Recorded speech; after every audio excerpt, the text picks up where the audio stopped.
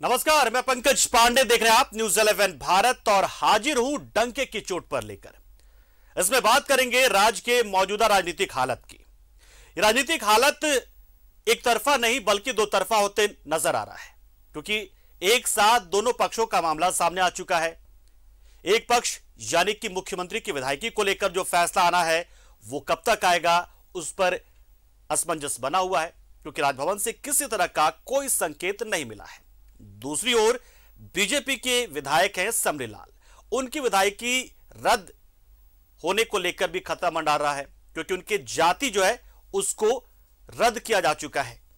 एक समिति ने उस जाति को रद्द कर दिया क्योंकि उनकी जाति को लेकर सवाल बना हुआ, सस्पेंस बना हुआ। यानी कि देखिए, एक पर एक लगभग ऐसा ही मामला चल रहा है। इसके अलावा हम आपको बताएंगे कि आखिर किस तरीके से कहां पर आपको यही बताएंगे कि कैसे ये तमाम बातें होंगी, लेकिन सब कुछ बातें हम आपको करेंगे डंके की चोट पर। बहुत सारे तथ्यों के साथ बात करेंगे, कई सहयोगी जुड़ेंगे, हर एक बात होगी डंके की चोट पर होगी।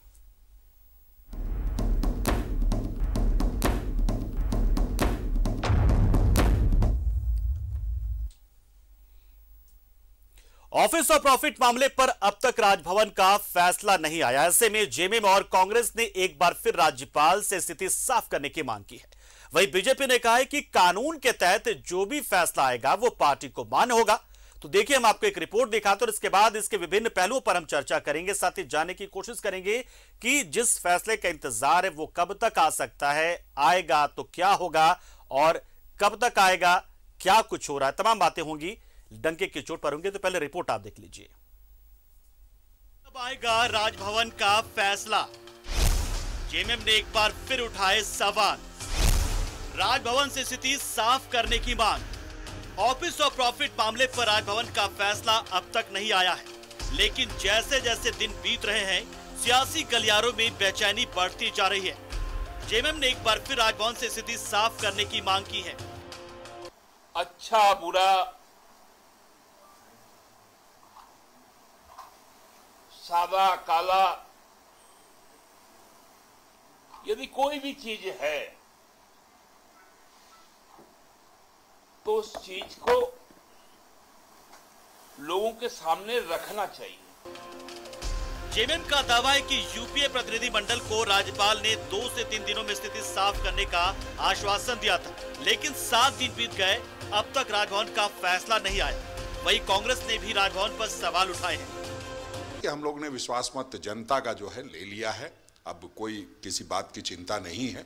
हाँ, ये बात जरूर है कि महामहिम जी का जब कोई निर्देश आएगा तो उसके बाद हम लोग फिर तय करेंगे कि करना क्या चाहिए, क्योंकि हम जानते हैं कि महामहिम जी अगर कोई दबाव में नहीं आए तो फैसले में कोई दम नहीं है, वरना आज तक कोई इंतजार नहीं करता।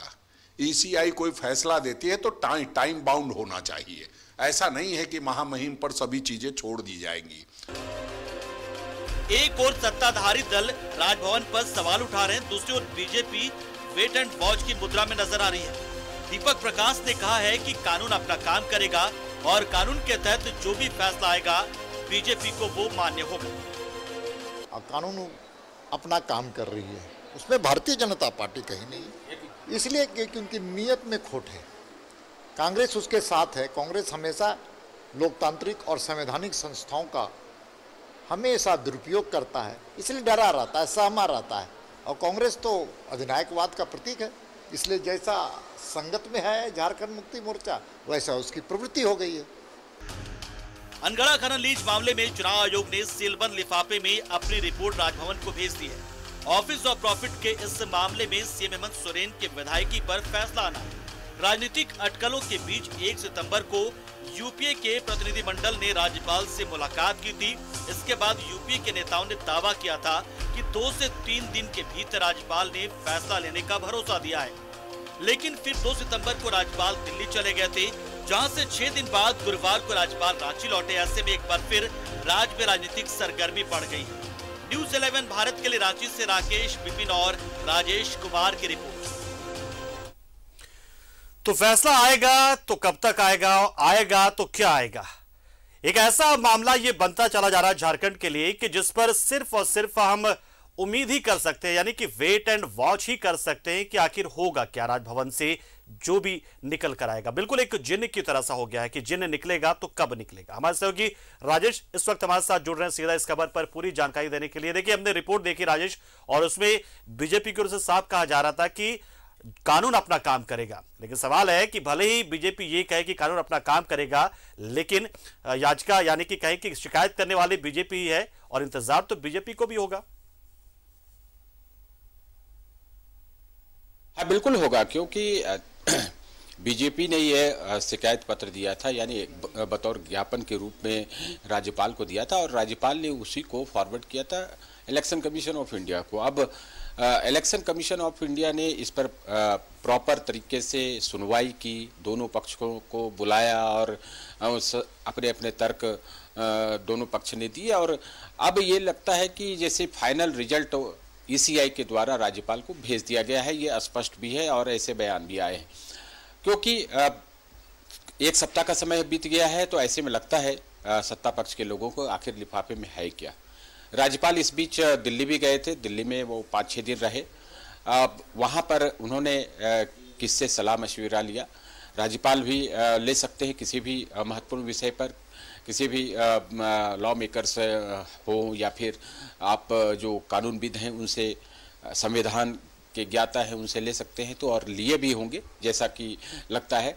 अब समय लग रहा है, अब चूंकि राज्यपाल आए हैं तो लगता है कि जल्द हो जाएगा, ऐसा सत्ता पक्ष के लोगों का मानना है, लेकिन अभी तक नहीं हुआ, इसलिए इस तरह के बयान आ रहे हैं। बीजेपी का कहना है कि कानून के तहत जो चीज़ें होंगी वही होगा, और इसके लिए वे बहुत बेसब्र नहीं है। जो भी निर्णय आएगा वो स्वागत योग्य होगा। आप देखें कि इसी के एवज में, इसी को कोरिलेट करके आप देखें समरीलाल के मामले में भी यही कहा जा रहा है कि चुनाव आयोग एक संस्था है जो इन सब चीज़ों को देखती है, जांच करती है या उस पर अपना निर्णय सुनाती है, तो उस पर वो लोग भी वेट करेंगे।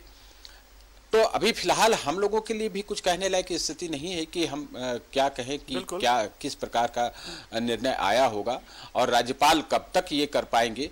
अब तो लगता है कि जैसे शुक्रवार बीत गया, कल का एक दिन है, सामान्यतः शनिवार को ये सारी चीज़ें नहीं होती है। अब मुझे पता है कि शायद उनके जो एक राजभवन के एक बड़े अधिकारी हैं वो आज नहीं थे उपलब्ध। संभवतः हो सकता है कि ये सोमवार को ये मामला आए और सारी चीज़ें स्पष्ट हो।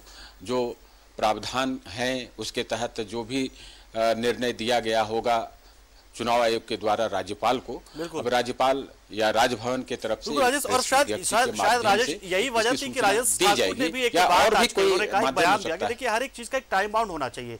हम लोकतंत्र में रह रहे हैं, सबको पता है कि जब अब मुख्यमंत्री के साथ अगर जो भी कुछ होता है तो उन्हें चुनाव लड़ने के लिए 6 महीने में अपने विधायकी जो है वो साबित करनी होगी, विधानसभा की सदस्यता साबित करनी होगी। आप एक नियम के तहत आप बंधे होते हैं, तो क्या ऐसी जुड़ी कोई जो विशेषज्ञ है क्या बताते हैं कि इस तरह के रिपोर्ट में कोई टाइम बाउंड भी होता है या फिर नहीं होता है?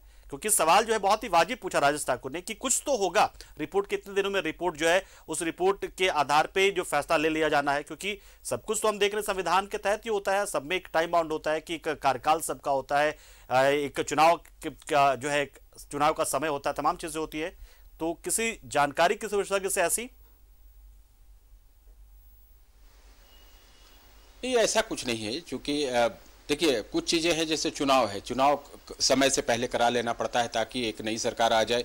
आप देखिए राष्ट्रपति का चुनाव हुआ तो 25 जुलाई से पहले सारी प्रक्रिया पूरी कर ली जा रही है।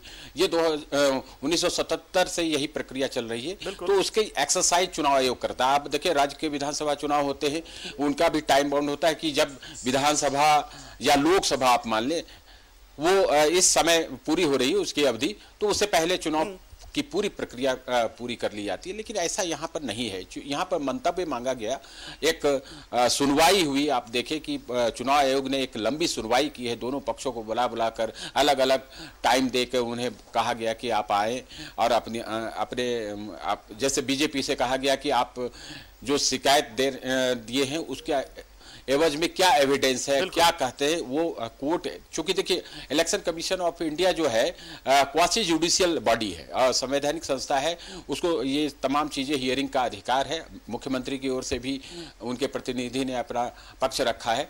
तो आप देखें कि चीजों को सब कुछ मिला के दोनों पक्ष की बातें सुनकर चुनाव आयोग ने जो राज्यपाल को अपना मंतव्य भेजा होगा, अब उस पर राज्यपाल को ही कुछ निर्णय लेना है कि क्या वो इसको करते हैं, और जो भेजा गया होगा उसी पर उसी के। लेकिन कहीं ना कहीं देखिए अभी तक तो ये हम देख के आ रहे हैं कि देखिए राजभवन है, जाहिर सी बात है एक इज्जत की निगाहों से हम देखते हैं, संवैधानिक पद है, हम आक्रमण नहीं हो सकते। लेकिन जिस तरीके से हम देख रहे हैं कि आए दिन चाहे वो कांग्रेस हो जाए, जेएमएम हो जाए या फिर बीजेपी को तो चलिए छोड़ दिए, लगातार सवाल पूछा जा रहा है कि अराजक वाली स्थिति ना आ जाए कहीं, क्योंकि जो गुस्सा है कहीं फूट ना जाए, किसी दिन गुस्सा फूट ना पड़े कहीं।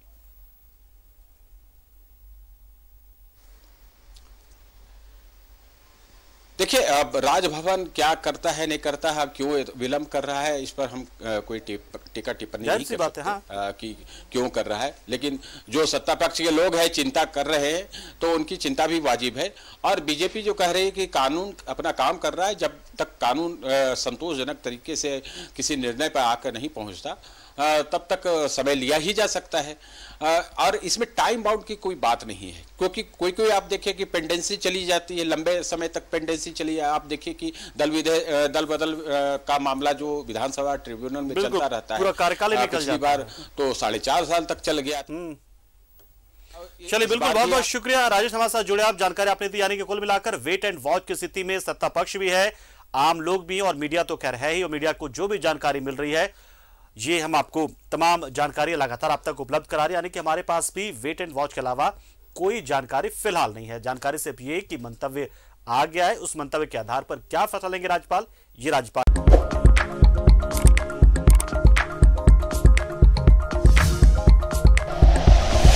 Like and share videos, subscribe करें हमारा चैनल और प्रेस करें बेल आइकॉन। न्यूज़ 11 भारत, सच है तो दिखेगा।